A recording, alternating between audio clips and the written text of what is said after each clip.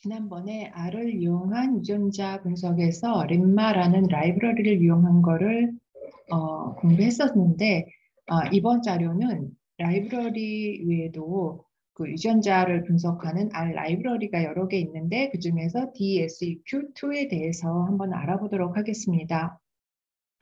우선 그 연구자들은 그 R이 갖고 있는 라이브러리 중에서 어떤 걸 이용해서 유전자 데이터를 분석할지 이런 거를 이제 골라야 되는 어떤 걸 선택할지 그런 것들을 생각하는 경우가 있어서 어떤 게 좋겠다 뭐 이런 비교한 연구들이 있어서 그거를 두 개 정리해 봤어요. 2013년 브리핑 인 바이오인포메틱스에 실렸던 논문이 그러니까 RNA 시퀀시 연구에서 그 어떤 패키지들을 비교하는 연구였는데 내용은 생략하고 결론적으로 말하자면 림마나 DSEQ2를 이제 가장 안전한 방법이라고 얘기했는데 그러니까 림마가 더 다양한 환경에서 잘 작동하고 그리고 수행 속도가 가장 빠르다라고 하면서 림마를 추천하고 있었습니다. 그리고 또 다른 그 발표에서는 완전히 두 개만 갖고 비교를 했는데 림마하고 DSEQ2만 가지고 진 어널리시스 하는 그 퍼포먼스를 비교했어요. 여기서도 마찬가지로 결론적으로 두 가지 다 러프 리절트를 원한다면 사용해도 좋은데 두 개 중에서 더 이제 프리사이스한 리절트를 얻고자 하면은 림마를 추천한다고 되어 있습니다. 그래서 저는 사실은 그러니까 라이브러리를 이용해서 그 디퍼런셜 익스프레스드 진을 선별하지는 않는데 제 연구에서 라이브러리를 사용한다면 림마가 더 좋겠다는 생각, 더 유용하다라는 생각은 하고 있습니다. 그 다음에 이제 그런 진 익스프레션 데이터를 분석하기 이전에는 유전자 데이터는 이제 보통 정교화를 합니다. 노멀라이제이션을. 그걸 하는 이유는 샘플 간에 발생할 수 있는 바이어스 또는 유전자 간에 또는 그런 것들을 이제 보정해 준다는 의미로 노멀라이제이션을 하게 되는데 이것도 마찬가지로 진 익스프레션 데이터를 분석하는 8개의 라이브러리를 가지고 8개의 방법 그 노멀라이제이션 방법을 비교한 또 연구가 있어요. 그래서 이제 어떤 방법이 가장 좋은가, 그리고 그 방법을 구현하고 있는 라이브러리가 무엇인지, 뭐 이런 것들을 또 보여주는 논문이 있어서 한번 갖고 와봤습니다. 그러니까 노멀라이제이션 방법으로 가장 많이 사용하는 게 퀀타일 노멀라이제이션이라고 해요. 그런데 이것은 생물학적 의미를 많이 잃어버리는 단점이 있다고 합니다. 여기에 대해서는 자세히 설명은 하지 않겠습니다. 그 다음에 사용하는 것이 TMM Normalization, The Trimmed Mean of M Values Normalization 그랬는데 이 방법은 이제 비교적으로 생물학적 의미 손실을 줄이고 뭐 샘플 간의 normalization에 좋은 성능을 보여준다라고 발표가 되었습니다. 이제 그것도 2013년에 Briefings in Bioinformatics 논문에서 발표가 되었고 거기에 실렸던 어떤 그림, 퍼포먼스를 비교한 그림을 보자면은 여기 Y축에 해당하는 것이 어떻게 보면 각 방법의 그 안정성을 보여주는 척도라고 볼 수가 있는데 지금 보면 8개의 노멀라이제이션 방법을 사용을 했어요. 근데 첫 번째 척도에서는 뭐 TMM이나 기타 몇 개의 방법들이 비슷한 퍼포먼스를 보이고 두 번째도 마찬가지고요. 이런 Q라고 되어 있는 게 이제 퀀타일 노멀라이제이션인데 이제 이런 경우에 성능이 좀 좋지 않죠.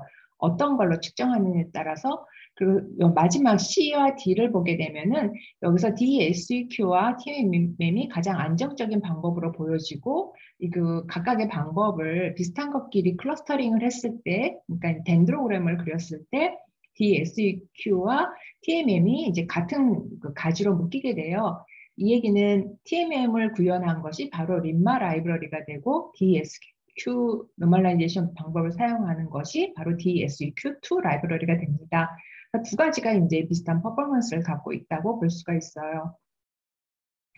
그래서 오늘 보여줄 내용은 DSEQ2 라이브러리를 이용하긴 하겠지만 지난번 림마 할 때도 얘기했던 것 같은데 굳이 라이브러리를 사용하지 않아도 된다는 거예요. 연구에서 진 익스프레션 데이터를 선택하는 것은 사실은 그 이후의 연구로 진행하기 위해서 어떤 서브셋을 가지고 할 거냐 하는 사실은 초기 단계거든요. 그 단계에서 메소드가 그렇게 중요한 역할은 하진 않아요. 그래서 기본적으로 알고 있는 우리가 두 공간, 그러니까 노멀과 캔서에서 시그니피컨트하게 다르게 발현하는 진을 선별하는 데는 우리가 잘 알고 있는 가장 단순한 통계적 분석 방법인 T검정을 사용해도 됩니다. 그래서 T검정을 사용할 때 불편한 거는 이제 유전자가 3만 개 이상이 되면 그 3만 번 이상의 분석을 반복해야 된다는 거죠. 그러기 위해서 우리는 이런 R이라는 프로그램을 이용해서 프로그래밍을 하면은 이제 쉽게 되죠. 그래서 여기서는 T검정을 이용해서 서비컬 데이터에서 캔서와 노멀에서 다르게 발현하는 캔디데이트 진을 찾는 과정을 먼저 할 거예요. 이거 지난번에 했기 때문에 이건 중복이 되긴 합니다. 그리고 찾아진 유전자들을 볼카노 플러스로 그려서 어느 정도 얘가 시그니피컨트한지 볼카노 플러스를 그리기 위해서는 두 개의 메이저가 필요하잖아요. 로가리즘을 하는 폴드 체인지 값과 로그 값에 마이너스 로그를 붙인 그런 어떤 유의성을 나타내는 척도 그 두 개 갖고 X축, Y축으로 해서 산점도를 그린 것이 바로 볼카노 플롯이에요. 이것이 화산 모양으로 냈다고 해서 볼카노 플롯이라고 이름을 붙인 것이죠.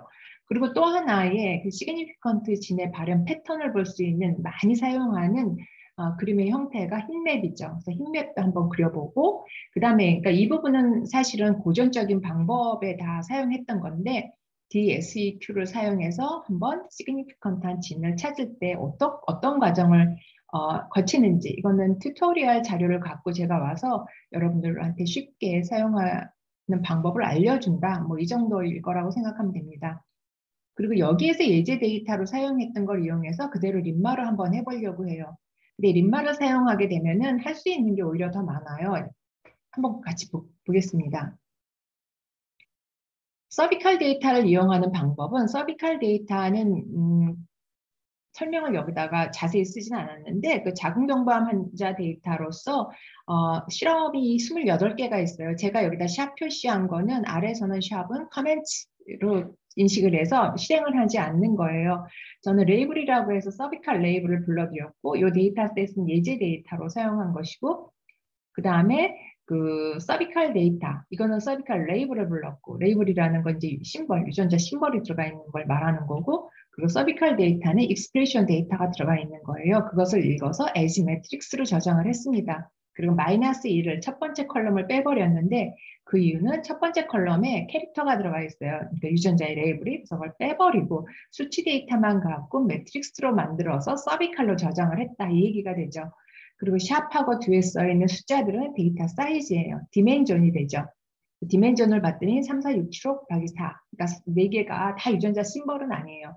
유전자 심벌과 그 유전자의 디스크립션, 그죠? 유전자에 대한 설명들 뭐 이런 게 들어가 있고 서비칼은 이제 사이즈가 똑같겠죠? 로우의 길이는 6, 4, 6, 7, 5 곱하기 28. 28개가 실험의 개수인데 이 실험이 8개의 노말과 20개의 캔서로 되어 있다는 얘기예요. 그래서 이 데이터에 대해서 정확히 알고 싶으면 이거는 GU, 진 익스프레션 옴니버스에 들어가면은 이제 GSE 넘버를 넣으면 나오게 되는데 이거는 제가 예제용으로 갖고 있었던 데이터라 그 정보는 여기는 지금 없네요. 그래서 이 서비칼을 다 받은 다음에 이거를 그냥 노멀과 캔서로 나눴어요. 서비칼에서 1부터 8번째 컬럼이 노멀이고 9번째에서 28번째가 캔서다. 그래서 노멀 데이터, 캔서 데이터를 나눴어요. 그 다음에 이 데이터 개수는 N개, 데이터가 아니라 유전자 개수를 디멘전으로 물어본 것 중에 첫 번째가 유전자 개수가 되겠죠. 이 데이터 자체가 디멘전을 하게 되면 행과 열을 알려주잖아요. 근데 행이 몇 개냐 알려면 그 값 중에 첫 번째가 뭐냐면 불러드리면 되니까 그래서 N이 유전자 개수가 돼요. 그 N이라는 거, 라지 N은 54675가 되겠죠. 그래서 여기서 실행한 이거는 그것 중에서 첫 번째 유전자에 대해서만 분석을 한 거예요. 그래서 제가 한번 이거를 전체를 그대로 위해서 그냥 엑셀에, 아니 SPS에서 실행해 보면 되겠죠. 컨트롤 C를 눌러서 그 다음에 여기서 그냥 실행해 보겠습니다.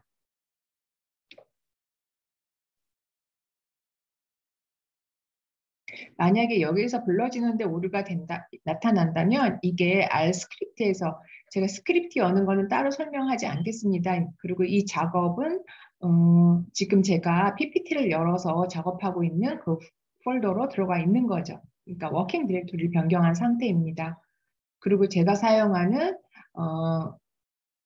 프로그램 에디터는 그냥 R 설치하면 바로 나타나는 이걸 쓰고 있어요. 스크립트를. 근데 대부분 요즘은 R 스튜디오를 많이 쓰고 있으니까 그거는 연구자들이 편한 대로 쓰면 되겠죠. 그래서 지금 이거는 보면은 제가 프로그램을 실행할 때 노말 원 그리고 캔서 원이라는 건 첫 번째 유전자에 대해서 T 검정을 하라고 T 테스트라는 펑션을 사용하고 그 결과에서 달러 표시하고 P 밸류하면 P 값을 가져오게 되겠죠. 그래서 P를 찍어보면 어떻게 될까요? 첫 번째 유전자의 P 값은 0.0466 어쩌고가 되는 거죠. 그 다음에 우리가 필요한 거는 로그 폴드 체인지예요. 로그 폴드 체인지는 뭐냐면은 노말과 캔서에서 각각 발현하는 평균값의 비율이죠. 비율에다가 로가리즘을 취한 거예요. 그러니까 이거는 로그 FC를 쳐보면 나오겠죠. 이제 이런 값이 나오게 되는데 이 값이 이제 반복적으로 나오게 되는 거죠. 아까 5만 개가 넘는 그런 유전자에서. 그래서 이거를 R 프로그램 상에서 for문을 사용하게 되죠. for라는 건 반복을 하게 되는 경우인데 이 윗부분은 똑같아요. 데이터 불러드리고 노말과 캔서 지정하고 그리고 유전자 개수가 라지 n으로 놓고 리절트라는 거는 아까 앞에 슬라이드에서는 첫 번째 유전자에 대해서만 했으니까 어떤 저장할 방이 필요가 없어요. 그런데 지금은 유전자 5만 4천여 개의 유전자에 대해서 P가 5만 4천여 개가 나올 거니까 한 번 실행할 때마다 그 P값을 계속 하나의 방에 집어넣어야 되죠. 그 방을 리절트라고 이름을 붙인 거예요. 근데 그 방에 들어갈 값들은 P도 들어가지만 로그 FC 값, 폴드 체인지 값, 그거하고 그걸로 P를 어저스트 시킨 값도 집어넣어야 돼요. 근데 P 어저스트를 어떻게 실 것인지 하는 것도 연구자가 선택하면 되는데 지금 저는 여기서 본페르니 콜렉션을 한 거예요. 본페르니 콜렉션이라는 거는 유전자 개수만큼 P값을 증가시켜 주는 거죠. 증가시킨다는 거는 0.05보다 작은 P값을 걸리기가 점점 어려워진다. 이런 식으로 되면 되겠습니다. 그래서 이걸 갖다가 실행하면 되는데 이게 지금 엄청 시간이 많이 오래 걸리죠. 한번 일단은 실행해 볼게요. 이게 똑같은 일이 5만 한 4천 개 정도의 일을 해야 되니까 모래시계가 계속 돌아요. 이렇게. 그래서 그렇게 해서 이제 결과를 리절트를 집어넣게 되면 그 리절트를 갖고 다음에 사용하면 되니까 다시 똑같은 일을 반복하지 않도록 리절트라는 저는 에스케이프로 이제 그냥 멈추겠습니다. 그래서 이걸 실행할 때 바로 리절트 아니 write CSV에서 여기서 나온 결과를 바로 리절트로 저장하도록 해놓으면 되죠. 그러니까 이렇게 시간이 오래 걸리는 작업을 할 때는 그냥 이렇게 저장하는 것까지 지금 저는 여기서 여기까지만 실행시켰는데 여기 중괄호 닫히는데 대부분이 이제 write CSV까지 시켜놓고 이제 다른 업무를 하면 되는 거죠. 그래서 다른 거 논문을 읽는다든가 뭐 이런 것 그리고 다음에 어떻게 실행할지 이제 알고리즘을 다시 한번 확인한다든가 뭐 그렇게 하면 될 것 같아요. 근데 사실은 이거는 조금 제가 그때도 얘기했는데 원시적으로 짠 거죠. 그래서 일단 결과를 보면은 리절트를 보게 되면은 이제 이런 식으로 결과가 들어가 있어요. 로그 FC 값. 그러니까 로그 FC라는 거는 폴드 체인지 값. 그게 이제 유전자마다 계산을 할 때 계산을 하도록 유전자마다 어떤 걸 T 검정을 실행할 때 계산을 하도록 그 프로그램 안에 집어넣었죠. 그리고 T 검정을 한 P값 그리고 그걸 어저스트 시킨 값이 들어가요. 그런데 이 리절트라는 거는 유전자 이름이 없잖아요. 그래서 우리가 가장 시그니피컨트한 유전자가 뭐냐? 사실은 그게 중요한 거거든요. 그래서 유전자 심벌로 집어넣도록 이름표를 붙여줍니다. 그래서 리절트라는 값을 저장을 했는데 거기에다가 names라는 걸 붙여서 서비컬 캔서에 들어가 있는 그 유전자 심벌을 집어넣도록 이제 이름표를 다시 달아줬죠. 그 전에 레이블에 있었던 값을 갖다 집어넣어야 되죠, 앞에다. 그러고 나서 그 위에다가 이름표. 이건 id고, 이건 로그 fc고, 뭐 pvalue고, adjust p다. 그러니까 여기서 나온 값이 아니라 이거는 다시 여기서 한번 지정해 준 거예요. 그래서 정리를 하게 되면은, 이런 식으로. 여기는 지금 썸머리를 하라고 했으니까, 최소값, 최대값, 그리고 뭐, Q1, Q3, 그리고 메디안, 그리고 민을 집어넣었죠. 수치 데이터니까. 근데 아이드라는 거는 캐릭터 데이터니까, 이런 유전자가 몇 개가 있다. 그리고 나머지까지는 다 설명을 할 수가 없죠. 그래서 이제 others 해가지고 들어갑니다. 근데 이걸 보게 되면은 똑같은 유전자 이름을 가진 게 몇 개씩 있어요. 이게 5만여 개의 그 유전자라고 데이터 사이즈는 그렇게 됐는데 그 5만여 개라는 거는 중복된 유전자가 있을 수 있는 거거든요. 그래서 사실은 분석하기 전에 중복된 유전자를 걸러서 그것의 평균값을 취하는 경우도 있지만 어떨 때 제가 요약을 하다 보면 동일한 유전자인데도 발현의 스케일이 완전 다를 때가 있어요. 그렇게 되면은 평균을 내는 게 정확지 않을 수가 있어서 차라리 그냥 저는 다 유전자 각각을 다 다른 유전자라고 보고선 분석을 실행하고 있습니다. 근데 그건 경우에 따라서 달라요. 그리고 지금처럼 포문을 써서 t-테스트라는 걸 5만 번을 반복해서 계속 결과를 저장해라 이런 식으로 원시적으로 할 수도 있지만 R에는 apply라는 함수가 있다고 했어요. 아주 그냥 그 유용한 함수인데 그거는 그 행에 대해서 똑같은 기능을 행에 대해서 한 번에 하라는 거죠. 그러니까 패러럴 프로세싱 같은 거에 병렬 처리를 하도록 해주는 게 있어요. 그래서 apply하고 서비칼 일에 대해서 t 검정을 하라 이런 거거든요. 이 함수들은 연구자들이 여러분들이 각자 보는 게 좋을 거예요. 이 함수를 어떻게 쓰는지에 대한 문법.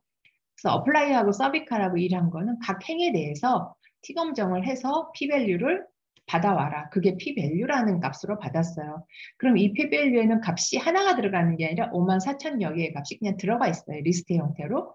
그다음에 로그 폴드 체인지도 마찬가지예요. 어플라이를 하는데 서비칼은 데이터죠. 거기에서 행별로 t 검정을 해서 FC 값을 계산하려고 한 거예요. 폴드 체인지. 근데 여기 좀 길어요. 여러분들은 다른 방법으로 할 수 있으면 다른 방법으로 해도 되는데 저는 t-테스트란 결과로부터 노말의 평균값 그리고 텐서의 평균값을 레이쇼를 구하도록 한 거예요. 그러니까 약간 좀 이 문장이 길고 좀 원시적이어 보일 수도 있는데 이거는 좀 더 효과적으로 바꿀 수 있으면 바꾸는 것도 괜찮아요. 그렇게 하는 행 값을 받게 되면 여기까지가 몇 개가 돼요? 이것도 마찬가지로 54,000여 개의 폴드 체인지 값이 들어가죠.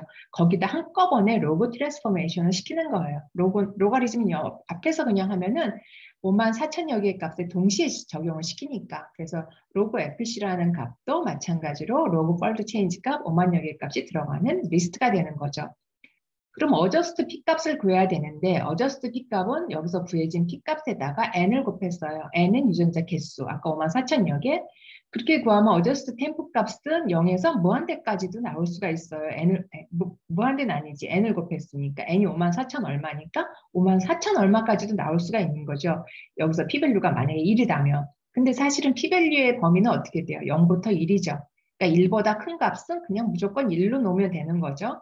그리고 그렇지 않은 값은 그냥 실제 값을 쓰자. 그래서 ifelse라는 함수를 또 이용해서 adjust p값을 구합니다.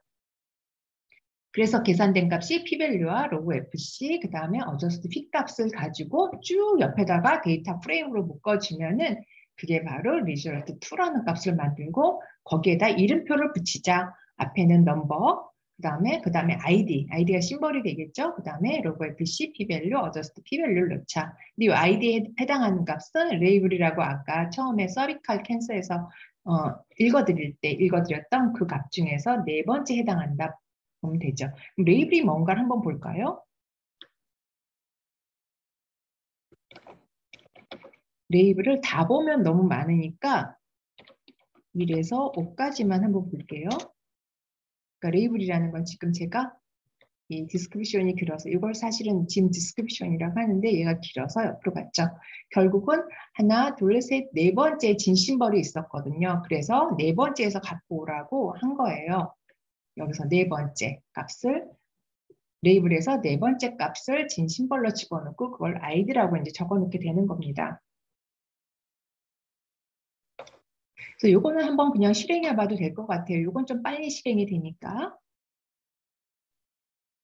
이렇게 해서 한번 카피해서 요거를 제가 프로그램 여기다 집어넣질 않았어요. 이 부분은 DSQ2에서 사용한 게 아니어가지고 지난번에 림마 패키지를 설명할 때 그때 실행했었던 거라 제가 그냥 PPT에서 바로 불러오고 있습니다. 이거는 아까 펌을 이용해서 5만 몇 번을 T 검정을 5만 몇 번을 반복한 것보다는 훨씬 빨리 실행이 돼요. 그렇죠. 지금 P-밸류를 계산하는데 지금 벌써 끝났고 로그 FC 값도 금방 끝나겠죠. 이것만 계산되면 이제 계산 다 한 거죠. adjust p 값은 요 계산된 p 밸류를 가지고 할 거니까 얘가 조금 시간이 오래 걸리는 거는 이 부분을 제가 좀 너무 원시적으로 프로그램을 코딩한 것 같아요. 그래서 프로그램을 효율적으로 짤 수 있는 분들은 여기를 좀 수정하면 좋을 것 같아요. 다 결정이 다 됐죠? 그럼 리절트를 한번 볼게요. 리절트 2로 돼 있죠? 여기서도 데이터 다 보지 말고 5개의 로우까지만 보고 컬럼은 다 봐야 되겠죠? 그래서 보면은 이제 이런 식으로 값이 나오죠. 첫 번째는 유전자 심벌, 그리고 폴드 체인지의 로그 한가, 그 다음에 p-밸류, 그리고 어저스트 p-밸류. 어저스트 p-밸류는 본페로니 콜렉션을 썼기 때문에 얘네들이 여기서 유효하게 보이지만 어저스트 시켜버리면 얘는 시그니피컨트한 게 아닌 거죠. 이제 그런 식으로 보고 나면은 이제 얘네들을 가지고 볼카노 플롯을 그려보려고 해요. 볼카노 플롯을 그릴 때는 일단은 가장 먼저 볼카노 플롯의 그 틀을 만들어야죠. 데이터를 모두 다 일단은 뿌려줘야죠. 근데 뿌려줄 때 필요한 거는 뭐예요? X축은 폴드 체인지 값, 그죠? Y축은 p-밸류에다가 로고 마이너스 로가리즘을 한 값이에요. 그래서 그 그림의 형태가 파산의 형태가 됩니다. 볼카노 플롯이라고 하는 거죠. 여기 카피가 안 됐나 봐요. 컨트롤 C 하고 여기 가서 한번 그려보겠습니다.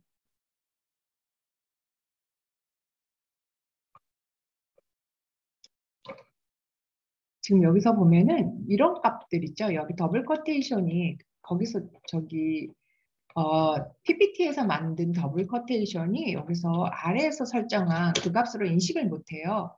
그래서 만약에 문제가 생기면은 제일 먼저 하는 게 이거 더블 커테이션으로 한번 다시 보는 걸 거예요. 지금 보면은 이게 벌카너 플롯을 그린 것인데 여기는 이제 시그니피컨트한 진을 표시한 건 아니죠. 그래서 5만 4천여 개의 유전자에 대한 로그 폴드 체인지 값이 계산이 됐죠. 그걸 X축으로 하고 Y축은 P-밸류에 마이너스 로가리즘을 한 거예요. P-밸류는 사실은 0에 가까울수록 시그니피컨트한데 마이너스 로가리즘을 하니까 이건 클수록 시그니피컨트한 게 돼버리죠. 그래서 폴드 체인지도 만약에 폴드 체인지가 플러스 마이너스 값을 갖게 되는데 이 값의 레이쇼가 크게 될수록 그러니까 절대값이 크게 될수록 유의한 그러니까 캔서와 노멀에서 차이가 많이 나는 걸로 우리가 이해할 수 있게 되기 때문에 이 가장자리 폴드 체인지에 대해서는 가장자리 그리고 p-밸류에선 위쪽에 위치해야 되겠죠. 그래서 그것을 지정한 값을 한번 가져올게요.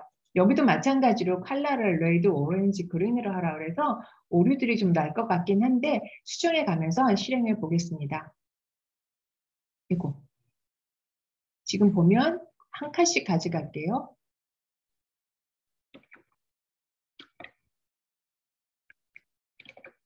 여기서 표시가 안 됐죠. 지금 프로그램을 진행했는데 이게 뭐냐면 여기서 빨간색을 칠하라고 한 부분도 더블 커테이션 인식을 못한 거예요. 그럼 더블 커테이션만 바꿔줄게요. 그러니까 여러분들도 프로그램 하다가 오류가 나면 이런 걸 보면서 오류 잡는 법을 배우는 것도 좋을 것 같아요. 그러니까 첫 번째 기준은 뭐였냐? adjust p가 0.01보다 작은 경우는 빨간색으로 칠하라는 거죠. 그러니까 p-밸류에 대한 건 y축이었거든요. 그래서 y축을 딱 잘라버리죠. 빨간색으로.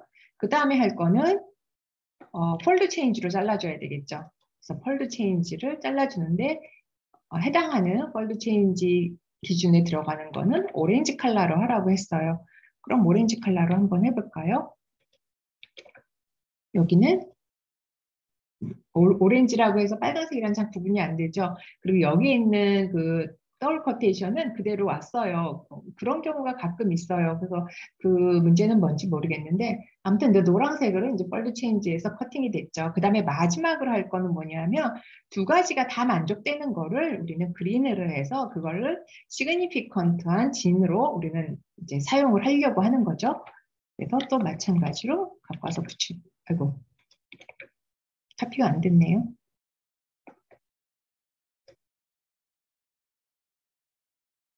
이거를 컨트롤 C로 카피해서 Alt 탭으로 일로 간 다음에 여기다 붙이면 또 마찬가지로 그림이 그려지지 않았죠.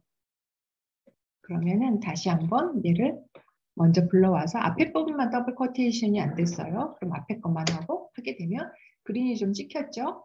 그러니까 제가 너무 시그니피컨스를 강하게 줬나 봐요. 그럼 이쪽하고 이쪽이 좀 찍혔어요.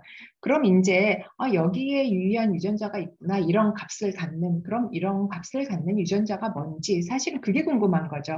그럼 우리는 저기다 레이블을 붙여야 돼요. 레이블이라는 거는 유전자의 심벌이 되죠. 그럼 그걸 하기 위해서는 캘리브레이트 라이브러리를 실행해야 됩니다. 그리고 나서 밑에 있는 것도 가져가서 한번 설명을 할게요. 캘리브레이트라는 라이브러리 패키지가 없다고 하네요. 그러면 이걸 또 지금 이게 R이 제가 작업을 하던 R이 아니라 지금 딴 데서 갖고 온 거여가지고 아니 딴 컴퓨터에 와서 하다 보니까 패키지를 불렀어야 되는데 패키지를 먼저 설치하고 그 다음에 라이브러리를 부르죠. R에서는 그걸 해야 돼요. 그래서 패키지 설치하기를 먼저 보겠습니다. 이 캘리브레이트가 뭐 이런 과정이 이거 안 해도 되는 중복되는 과정이다라고 할 수도 있지만 제 생각에는 아직까지 라이브러리 설치하는 걸 모르는 분이 있다면 괜찮은 것 같아요. 캘리브레이트가 플란에 있는지 지금 제가 바이오 컨덕터에 있는지 잘 모르겠어요. 만약에 여기 없다면 바이오 컨덕터를 찾아야 될 것 같아요. 캘리브레이트.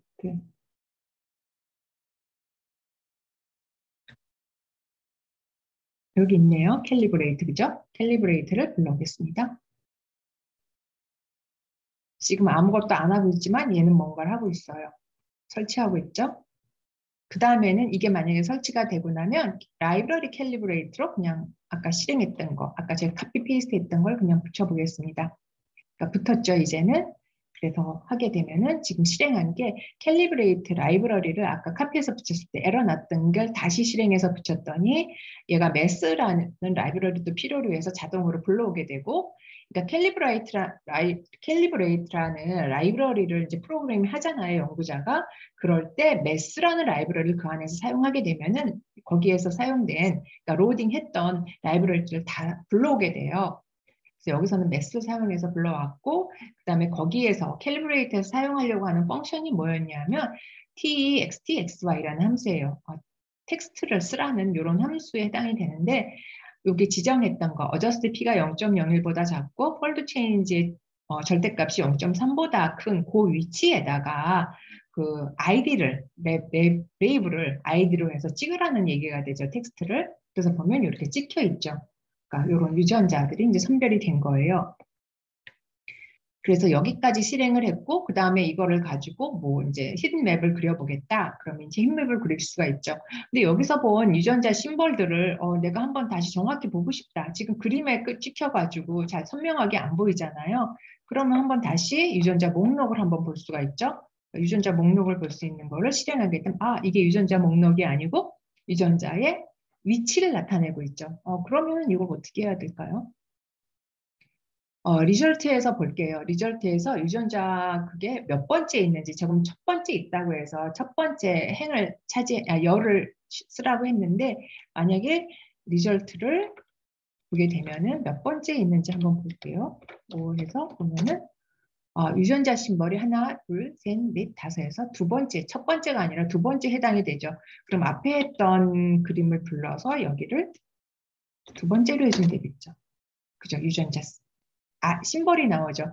그러니까 만약에 어떤 그 튜토리얼이나 이런 걸 사용해서 어떤 라이브러리에 대한 기능을 익히고자 할 때 그대로 카피해서 페이스트해서 잘 되는 경우도 있지만 자기 데이터에 넣었을 때 근데 본인의 데이터에 각각의 행위 갖는 그런 그 내용들이 다를 수가 있어요. 그러니까 지금 여기서는 유전자 심볼을 보려고 해서 보통 유전자 심볼이 첫 번째 있어서 갖다 넣는데 숫자가 나온다는 얘기는 요걸 갖고 왔다는 얘기죠. 넘버에 있는 거.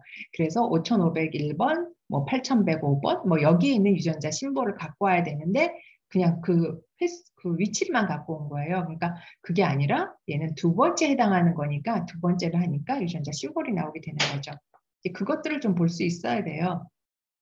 그래서 지금 보면 제가 할 때는 첫 번째였는데 지금 데이터를 한번 확인했더니 두 번째 심벌이 있어서 갖고 오도록 했습니다. 그래서 이거는 이제 선택된 유전자들의 그 로그 폴드 체인지 값과 p-value, 어저스트 p 값을 한번 찍어보라고 한 거예요.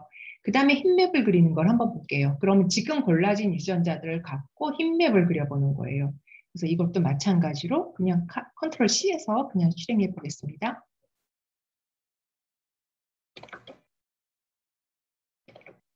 컨트롤 C가 안 되네요. 컨트롤 C 하고 여기에서 컨트롤 V 하면 힙맵이 그려지죠. 그럼 여기 보면은 CC가 서비칼 캔서, CN은 서비칼 노말이에요. 그럼 노말이 여기 다 뭉쳐 있죠. 그리고 여기 CC 다 뒤에는 CC라는 거는 캔서 샘플이고 여긴 다 노말 샘플인데 맨 왼쪽에 보면 얘만 혼자 캔서 샘플인데 노말에 가서 붙어 있죠. 그리고 클러스터링 자체가 뭐 이렇게 되어 있어요. 그래서 이 데이터는 그냥 발현으로 보면은 오히려 노말에 가깝다는 얘기가 되는데 한번 확인할 필요가 있겠죠. 그래서 이런 식으로 이제 그 서비칼 데이터를 가지고 T 검정을 이용해서 원시적으로 분석하는 걸 한번 봤어요. 근데 저는 이 방법이 나쁘지 않다고 생각하고 연구에서 이 방법을 사용한다고 했는데 처음에 얘기한 것처럼 이런 단계는 결국은 논문의 파이널 리절트가 아니거든요. 완전히 첫 단계예요. 첫 단계에서 캔디데이트를 선별하고 내가 그 안에서 유전자를 이용해서 컴바인드 마커를 찾는다든가 아니면 실험 연구를 하는 선생님들은 그 데이터에서 어떤 걸 골라서 실험을 계속 진행할지. 근데 수리적으로 이런 식으로 캔디데이트를 찾았다고 해서 그 안에서만 찾으려고 하면 되지 않아요. 수리적으로 일단 유전자가 사실 너무 많으니까 서브셋을 찾을 필요는 있잖아요. 그 서브셋을 찾고 나면 그 다음에 해야 될 일은 그 안에 있는 유전자들 중에서 어떤 애로 연구를 진행할지 찾을 때는 사실은 그 중간에는 논문을 찾는 과정이 있어야 돼요. 어떤 유전자가 기존에 많이 언급이 됐나를 봐야 되겠죠. 그래서 그래야 가능한 유전자를 찾을 수 있겠죠. 내가 타겟으로 하는 질병이 A라는 건데 이미 B, C, D에서 뭐 많이 입증된 발현이 그러니까 어떤 질병군과 그렇지 않은 군에서 차이가 있다라고 입증된 유전자를 내가 타겟으로 하는 질병 A에 와서 하는 것이 가능성이 높아지겠죠. 그래서 대부분이 이제 이런 단계로 부분 집합을 찾은 다음에는 이제 바로 뭐 이 안에서 찾는 것보다는 논문을 이번 서베이하는 게 좋다라는 생각이 듭니다. 그리고 이제는 DSEQ2에 의해서 그 서셋을 찾는, 캔디데이트 셋을 찾는 과정을 보여드리겠어요. 그러니까 DSEQ2라는 거는 결국은 RNA 시퀀싱 데이터를 다루는 데 사용되는 라이브러리예요. 그래서 RNA 시퀀싱 데이터라는 거는 진 익스프레션 데이터와는 달리 진 익스프레션 데이터는 어떻게 보면 발현량이 컨티뉴어스한 밸류거든요. 근데 RNA 시퀀스 데이터는 카운팅 데이터예요. 카운트한 거. 그래서 이제 자연수로서 이렇게 몇 개, 개수를 센 그런 형식의 데이터인데 사실은 이것도 림마를 사용해도 문제가 없다는 거예요. 아까 앞에서 보여준 두 개의 논문에 의하면은. 근데 여기에서는 이제 DSEQ2를 사용해서 이제 분석하는 과정이에요. 그래서 DSEQ 라이브러리를 이용하게 되면은, 그러니까 RNA 시퀀시 데이터를 분석할 때의 그 워크플로우는 이런 단계로 있다고 해요. 그러니까 퀄리티 평가를 하고, 그 다음에 얼라인 리스트 리퍼런스, 그래서 레퍼런스에 비해서 이제 카운트가 어떻게 되는지, 뭐 이런 것들을 아마 정리하는 단계가 있는 것 같아요. 그 1, 2, 3단계는. 그리고 이제 4단계부터 하는 것이 이제 DSEQ 이 라이브러리에서 하는 것입니다. 그러니까 카운트 데이터를 매트릭스 형태로 저장을 합니다. 일단 이런 건 연산에 의해서 계산을 하기 때문에 계산해서 이제 유의성을 계산하는 것이기 때문에 데이터를 수치로 받아야 돼요. 그래서 이걸 수치 매트릭스로 만드는 과정이 있고 그거로부터 그것이 있어야 되고 또 하나는 뭐가 있어야 되냐면 각각의 컬럼 그러니까 이 실험이 어떤 실험군이냐 노말이냐 아니면 캔서냐 또는 뭐 트리트를 했느냐 트리트를 하지 않았느냐 이런 정보를 주는 데이터가 필요합니다. 그게 메타데이터라고 해서 이게 메타데이터와 매트릭스 그러니까 카운팅 데이터를 따로 갖고 있어요. 얘는 물론 제가 앞에서도 익스프레션 데이터와 그룹 데이터를 각각 분류했는데 여기서도 이제 마찬가지로 매트릭스 카운팅 데이터를 매트릭스로 만든 그 데이터 하나하고 그리고 각각의 실험군을 정의하는 메타데이터 두 개가 있어야 되는데 그 4, 5를 이용해서 DSEQ2 라이브러리를 이용해서 시그니피컨트한 데이터를 이제 셀렉트하게 됩니다. 그래서 보면은 여기서 제공되어 있는 데이터는 두 가지 데이터예요. 이것도 이 라이브러리의 튜토리얼에서 사용한 데이터를 그대로 갖고 설명을 드릴게요. Array Scaled Count CSV라고 되어 있어요. 그러니까 이제 CSV 형태의 파일로 되어 있는 카운트 데이터고 또 하나는 에어웨이라고 하고 메타 데이터 CSV라고 되어 있어요. 데이터를 보게 되면 물론 이 튜토리얼에서는 이걸 웹상에서 바로 부르도록 되어 있는데 제가 웹상을 링크했을 때 그 데이터가 찾아지지가 않아서 구글에서 서치해서 이 두 개의 데이터를 다운받았습니다. 그러니까 여러분들이 만약에 이 라이브러리를 이용하고 싶다면 지금 보여지는 데이터의 형태로 정리만 되어 있으면 사용을 할 수 있는 거죠. 지금 보면은 에어레이 스케일드 카운트, 스케일드라는 건 표준화를 했다는 얘기일 거예요. 아마 그렇게 정리를 한 거라 저희는 그냥 이 데이터를 갖다 쓰면 되겠죠. 지금 보면은 컬럼은 8개예요. 그래서 8개의 컬럼이고 그다음에 이거는 왼쪽에 있는 거는 NS진이라고 해서 진의 이름을 나타내는데 진 아이디긴 한데 앞에서 그 서비컬 캔서 데이터에서 봤던 진 심볼의 형태는 아니죠. 그러니까 진 아이디를 나타내는 형태는 되게 많이 있어요. 근데 주로 앞에서 했던 서비컬 캔서에서 진 심볼 이런 형태로 나타나지고 저희가 그걸 갖고 논문을 쓸 때는 그런 심벌의 형태로 저는 많이 쓰고 있는데 여기서는 조금 저한테는 익숙하지 않은 그런 진 아이디가 나타나 있습니다.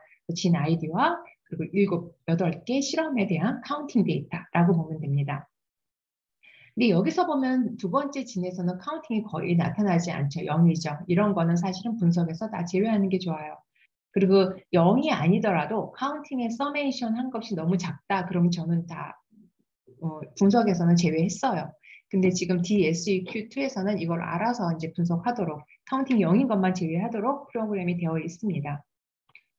그리고 그룹 데이터로는 이제 에어웨이 메타 데이터를 부르게 되면 이렇게 되어 있는데 지금 아이디라고 해서 8개의 실험이 나타나 있고 실험의 이름도 뭐 SSR하고 숫자가 붙어 있고 그다음에 DX, 그다음에 셀 타입, 그리고 GOID가 들어가 있어요. GOID라는 건 실험마다 이제 붙이는 GOID고 그다음에 셀 타입이라는 거는 저희는 이런 거 고려하지 않아도 되고 저희가 필요한 건 DX 이게 컨트롤이라 트리트다. 그러니까 치료한 그룹과 치료하지 않은 그룹에서 차이가 나는 어떤 시그니피컨트한 진을 찾으려고 하는 그런 자료가 될 것 같아요.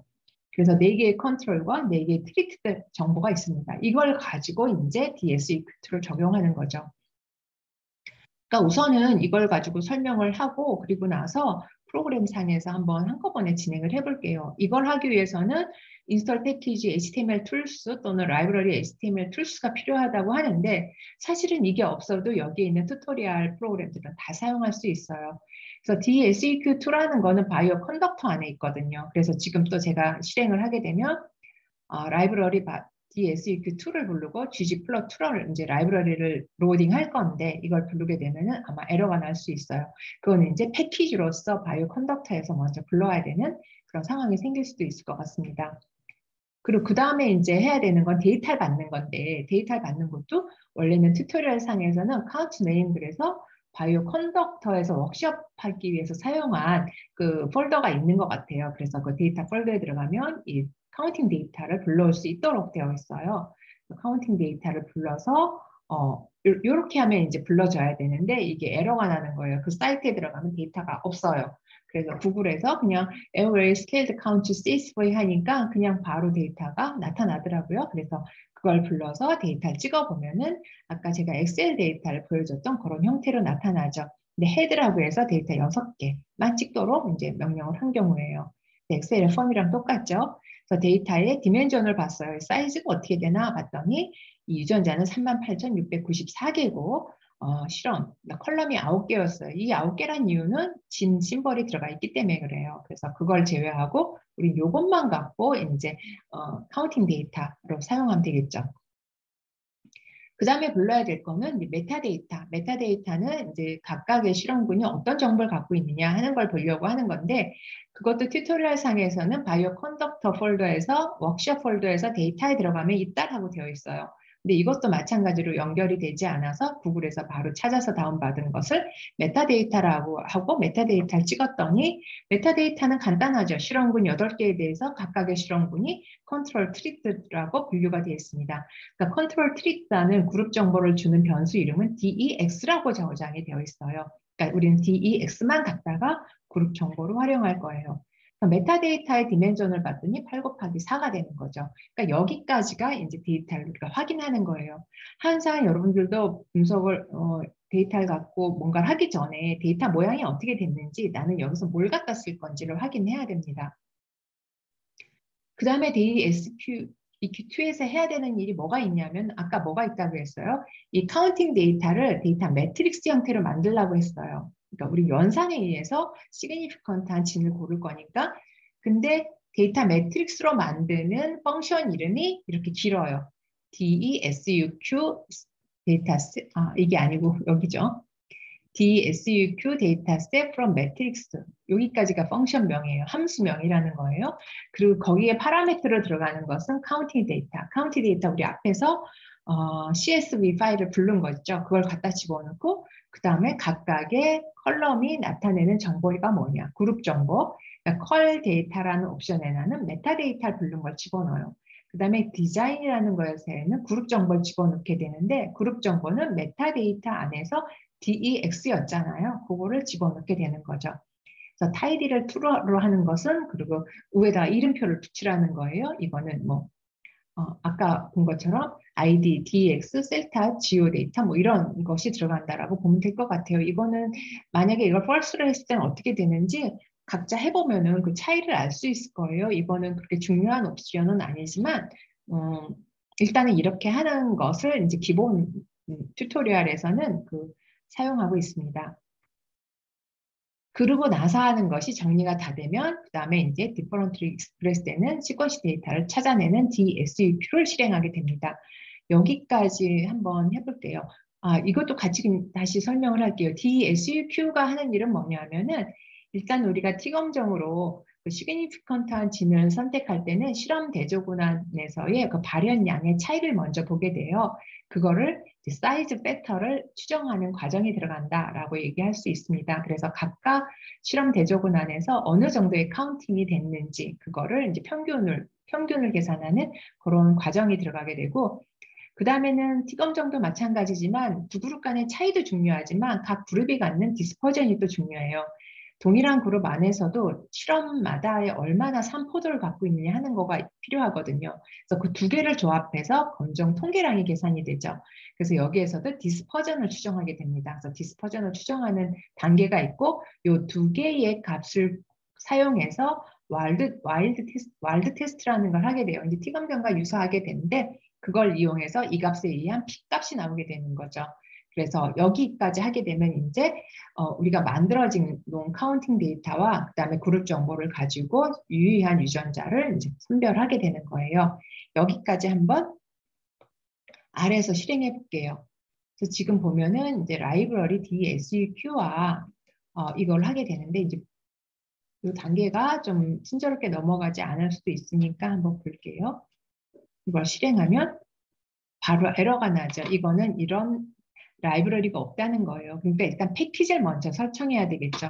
패키지를 설정할 때 같이 볼게요. 저장소를 선택해야 돼요. 이게 클란에서 부를 것인지 바이오 컨덕터에서 부를 것인지 하는 거거든요. 그래서 저는 사실 이게 어디에 있는지 잘 모를 때는 그냥 다 이렇게 선택해요. 어디서든지 얘가 있는 데서 불러오라고 하게 되죠. 그 다음에 이제 패키지를 설치할 거예요.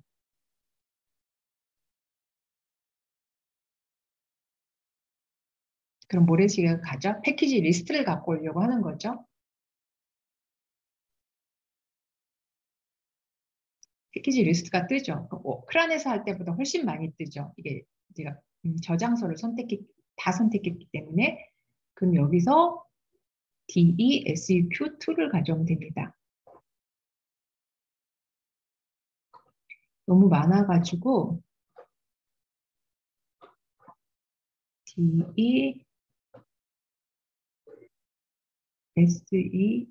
아직도 아니죠.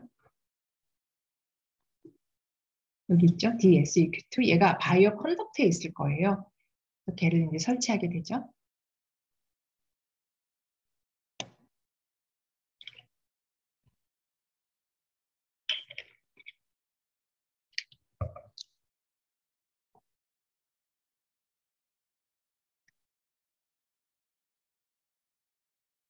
DSEQ2를 사용하기 위해서 필요한 라이브러리들이 이렇게 많다는 얘기가 되겠죠.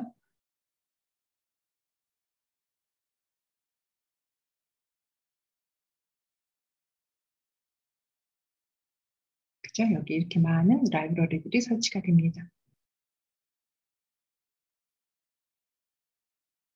이제 다 했다고 꺽쇠가 나타나면은 한번 라이브러리를 불러볼게요. 다 됐죠? 그러면은 다시 아까 했던 거를 한번 다시 실행해 봅시다. 이제 라이브러리 불러오죠? 이제 설치됐으니까. 사실은 저는 주지 플롯이 여기서 왜 필요할진 잘 모르겠어요. 그러니까 주지 플롯도 따로 불러야 되는 것 같은데 누르지 않고 가볼게요. 사실은 없어도 될 것 같아요. 지금 제가 튜토리얼에 있는 대로 했기 때문에 이렇게 된 건데 그 다음에 해야 될 거는 카운트 데이터를 불러보겠습니다. 이거는 제가 구글에서 받아서 지금 로컬에다 넣어놨어요. 그러니까 이 작업 폴더에다가 넣어놓은 거죠. 그래서 데이터 형태는 이렇게 나타납니다. 한꺼번에 보려면은 이 콘솔을 좀 넓게 해서 보려면 8개의 실험이 다 보이죠. 헤드만 보니까 8개 유전자에 대해서만 6개 유전자에 대해서 8개 실험군에 대해서 나타납니다. 실험에 대해서. 그 다음에 메타데이터를 부르고 메타데이터는 실험에 대한 정보만 있으니까 그냥 다 봐도 8 곱하기 4가 나타나고 우리가 분석에 사용할 건 여기 변수 DX만 볼 거라는 거예요. 그래서 셀 타입 데이터 이렇게 부른 걸 한번 보여줬습니다. 그 다음에 얘를 이제 우리가 매트릭스로 만들어야 된다고 했어요. 그럴 때 사용하는 것이 DSUQ, Dataset from Matrix 이렇게 써 있는 거를 실행시켜 봅니다.